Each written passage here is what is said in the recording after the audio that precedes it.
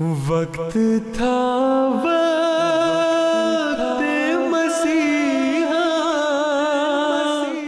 حیران ہوتا ہے انسان. آقا نے جو فرمایا من و ان پورا ہوا.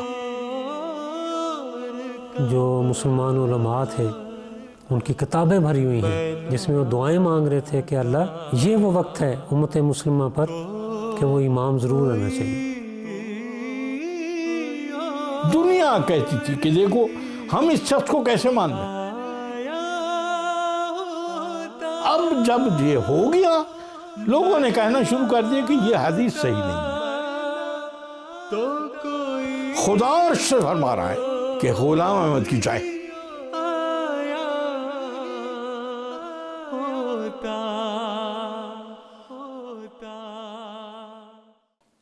حضرت صلی اللہ علیہ وآلہ وسلم کی پیشگوئیوں کے عین مطابق وہ وقت آیا کہ جب ایمان سریا ستارے پہ چلا گیا، دین دنیا سے اٹھ گیا، مسلمانوں کا آپسی اتحاد تقریباً ختم ہو کر رہ گیا. دنیا کی حالت چیخ چیخ کر پکار رہی تھی کہ اب اس مسیح اور مہدی کے آنے کا وقت آ چکا ہے. اسمعوا صوت السماء جاء المسيح جاء المسيح. قادیان میں ایک شخص نے مسیح ہونے کا دعویٰ کیا. دنیا کہتی تھی کہ دیکھو ہم اس شخص کو کیسے مان لیں. ایک آدمی روزانہ مولوی کو متعلق آتا کہ روزانہ اعلان کرتا تھا کہ لوگوں یہ آدمی جھوٹا ہے، ابھی تو سورج گرہن چاند گرہن نہیں ہونا. اس وقت اللہ تعالیٰ نے پہلے چاند اور پھر سورج اور ماہ رمضان موجود اور خدا کا مہدی موجود جس نے پہلے اعلان کیا ہوا تھا. وہ مولوی جو گلیوں میں اعلان کرتا تھا کہ امام باقر کی روایت ہے سورج اور چاند گرہن نے ماہ رمضان میں ابھی دیکھو بھائی یہ پوری نہیں ہوئی. جب یہ پوری ہوئی سنا گلیوں میں روتا تھا اور سر کو پیٹتا تھا کہ اب لوگوں نے مرتد ہو جانا ہے، اب لوگوں نے کافر ہونا ہے، دنیا تو مرزا کے پاس چلی جائے گی. اب جب یہ ہو گیا لوگوں نے کہنا شروع کر دیا کہ یہ حدیث صحیح نہیں ہے. کیا سورج گرہن اور چاند گرہن لگانا مرزا صاحب کے ہاتھ میں یا بس میں ہے؟ یہ بات ہوتا ایسے ہی ہے کہ جب اللہ تعالیٰ کا امام ابھی نہیں آیا ہوتا تو لوگ اس کی تلاش کر رہے ہوتے ہیں، اس کو ڈھونڈتے ہیں، لیکن جب وہ آ جاتا ہے تو پھر اس کی مخالفت کرنا شروع کر دیتے ہیں. جو سعید روحیں ہوتی ہیں اس کو قبول کر لیتی ہیں اور جو سعید روحیں نہیں ہوتی ہیں اس کی مخالفت کے اس کے ایک مشن کو روکنے کے لیے کھڑی ہو جاتی ہیں. لیکن ان مخالفین کی کچھ پرواہ نہ کرتے ہوئے آپ نے اپنے مشن کو جاری رکھا. آپ نے اس بات کا اعلان فرمایا کہ میں حضرت اقدس محمد مصطفیٰ صلی اللہ علیہ وسلم کی غلامی میں مبعوث کیا گیا ہوں. میرا کام یہ ہے کہ میں اللہ کی توحید کو دنیا میں قائم کروں اور حضرت اقدس محمد مصطفیٰ صلی اللہ علیہ وسلم کی بادشاہت کو دنیا میں قائم کروں. میرا کام یہ ہے کہ میں اس ایمان کو دلوں میں دوبارہ زندہ کروں جو جس ایمان کے نمونے ہم نے صحابہ کرام رضی اللہ تعالیٰ عنہ کی زندگیوں میں دیکھے ہیں. فرمایا کہ میں اس لیے آیا ہوں تاکہ حقیقی معنوں میں مسجدیں آباد ہوں، وہاں جس رنگ میں سچی عبادت کرنے کا حق ہے وہ ادا کیا جائے. اور یہ معیار آپ نے اپنے ماننے والوں میں اس وقت قائم فرمائے جب کہ دنیا زندہ خدا کے کلام کرنے کا انکار کر چکی تھی. دنیا کہتی ہے کہ خدا پہلے جو ہے وہ بولتا تھا، محمد رسول اللہ کے بعد بولنا بند ہو گیا. لا حول ولا قوت الا باللہ. کیا کوئی ان سے پوچھے مولویوں سے کہ خدا کی کوئی صفت معطل نہیں ہوتی ہے، وہ خدا کیسا؟ حضرت مسیح موعود علیہ السلام نے نہ صرف یہ دعویٰ کیا کہ وہ خدا اب بھی بولتا ہے بلکہ عملی طور پر لوگوں کا زندہ خدا سے تعلق قائم فرمایا. کلات کے نواب کی مجلس عاملہ کے ممبر تھے محمد الیاس صاحب اور بعض علماء اس کے ممبر تھے عاملہ کے. وہ کہتے ہیں ایک دن ہم بیٹھے تو جو عاملہ کے رئیس تھے انہوں نے باتوں میں کہا کہ خدا تعالیٰ جو ہے اور باتوں لوگوں نے بھی کہ عجب بات ہے کہ محمد رسول اللہ کے بعد وہی الہام سلسلہ یہ ختم ہو گیا، اب خدا نہیں بولتا۔ پیچھے سے ایک مولوی صاحب بولے، کہنے ہاں ایک ہیں قادیان شہر میں رہتے ہیں مولوی صاحب، ان کا نام غلام احمد، وہ کہتے ہیں خدا بات کرتا ہے، خدا بولتا ہے، خدا وہی کرتا ہے۔ محمد الیاس سب کھڑے ہو گئے، کہنے کہ پھر بتانا ان کا نام۔ انہوں نے پھر کہا کہ ہاں ایک شخص ہے پوری دنیا میں اس وقت جو کہتا ہے خدا بولتا ہے۔ انہوں نے وہ نام لکھ لیا اور شہر بھی قادیان لکھ لیا۔ جب وہ آئے وہ کہتے ہیں میں پوچھتا کلات سے ادھر لاہور، بڑی مشکل سے، ٹرینیں نہیں، جہاز نہیں، یہ چیزیں نہیں تھی، بڑی مشکلوں سے آتے تھے لوگ۔ خیر وہ مختصر کروں، بات لمبی ہوتی ہے۔ محمد الیاس صاحب آئے، کہتے ہیں میں نے پوچھا کہ مسجد قادیان پہنچ گیا اور میں نے مسجد پوچھی، انہوں نے کہا، تو میں نے کہا کہ مرزا صاحب کب آئیں گے؟ انہوں نے کہا بس اذان ہوئی اب آیا جاتے ہوں گے۔ کیسے مسجد کے سین میں کھڑا تھا، ایک نہایت ہی پیاری سے انداز میں کسی نے کندھے پہ ہاتھ رکھا پچھلی طرف سے، میں نے ہاتھ پہ ہاتھ بھی رکھ دیا اور پچھلی مڑ کر دیکھا تو حضرت صاحب کھڑے۔ میں نے کہا آپ مرزا غلام احمد قادیانی آپ ہیں جنہوں نے مسیح موعود ہونے کا دعویٰ کیا ہے؟ آپ نے قبل اس کے مجھے جواب دیتے فرمائے آپ کا کیا گم ہو گیا ہے؟ مولوی الیاس صاحب کو حضرت صاحب فرما رہے ہیں کہ مولوی صاحب آپ کا کیا گم ہو گیا ہے؟ میری آنکھوں میں آنسو آ گئے، میں نے کہا حضور میرا خدا گم ہو گیا ہے۔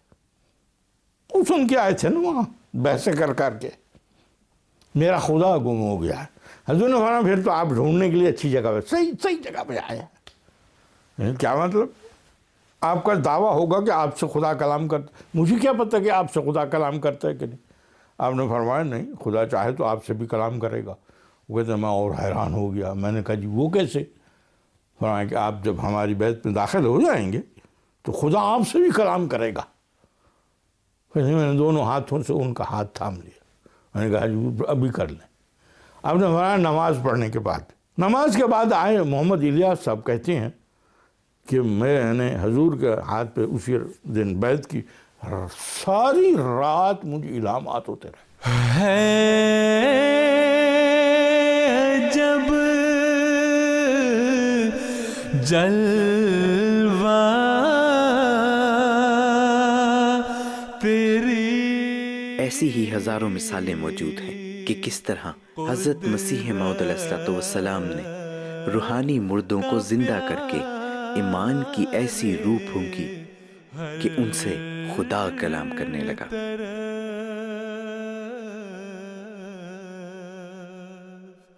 کوئی ایک اعجاز نہیں ہے، کس بات کا تذکرہ کرو۔ قبولیت سے دعا کا اجازت لے دے۔ شیخ زین العابدین صاحب کہتے ہیں میری بیوی کو 18 ہو گیا اور 4 بچے فوت ہو گئے، میں بیعت کی اور پھر واپس نہیں آیا، اس غم میں کہ چلتے ہیں حضرت صاحب سے دعا کرواتے ہیں۔ زور کا وقت تھا، حضور زور پڑھ کے دیکھا آ رہے تھے، جنہوں نے قادیان دیکھا وہ جانتے ہیں، مسجد مبارک کی طرف چھوٹی گلی ہے، اس میں آئے اور میں نے ہاتھ دست بوسی کی اور گلے لگا اور رو پڑا، اور ساتھی شیخ صاحب، حضور نے فرمایا شیخ صاحب کمال ہے، آپ بیعت کی اور پھر نظر نہیں آئی تو عرصہ گزر گیا، تو آپ رو کیوں رہے ہیں؟ میں نے کہا حضور میری بیوی کو 18 ہے، 18 ایک عورتوں کی بیماری ہوتی ہے کہ بچے فوت ہو جاتے ہیں۔ حضور نے فرمایا اچھا پھر کیا چاہتے ہیں، چاہیں نور الدین صاحب سے کچھ علاج وغیرہ دوائی لے لیں؟ ان کا نہیں حضور آپ دعا کریں۔ اب گلی میں کہتے ہیں شیخ صاحب کہ یہ شیخ صاحب نے خود الفضل میں لکھا ہوا یہ واقعہ ہے۔ حضور نے کہا اچھا ٹھیک ہے پھر دعا کرتے ہیں، آپ کہتے ہیں دعا کرتے ہیں۔ میں نے ہاتھ بگاڑتا ہے، حضور بھی زور کی نماز پڑھ کے سردیوں کے دن باہر آئے، 10 منٹ گزر گئے، 15 منٹ گزر گئے، 20 منٹ گزر گئے، اب حضور آمین نہ کرائے، اب حضور کو کون کہے آمین؟ کچھ آدھا گھنٹہ سے زیادہ گزر گیا، میں نے میں پیچھے دیوار تھی ٹیک لگا لی کہ حضور مجھ سے زیادہ بوڑھے، میں تو جوان آدمی، اور میں اپنے آپ کو کہہ رہا تھا، کوستا رہا تیرے 4 ہور مر جاؤں اللہ کرے، کہ حضور نے تکلیف دی تو آ کے असर भला हो मुअज्जिन का, उसने असर की अजान दी और कहते हैं मैंने कंकनी से देखा आमीन कहने से पहले, कोट ओवर कोट जो हजूर पहनते थे वो गीला हुआ, दाढ़ी सारी गीली गीली हो गई आंसुओं से। जब वो मुअज्जिन ने हजूर थोड़े से कपकपाए और कहा आमीन, उसके मुअज्जिन की आज़ान, मैं कदमों में गिर गया और माफ़ी मांगी कि मैंने आपको बड़ी तकलीफ़ हो।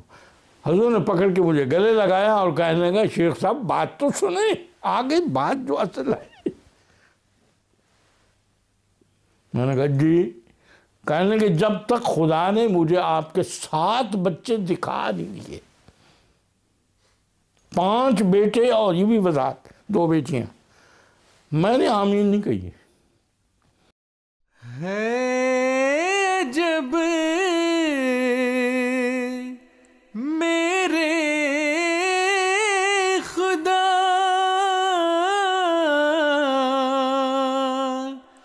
मेरे पे एहसान तेरा,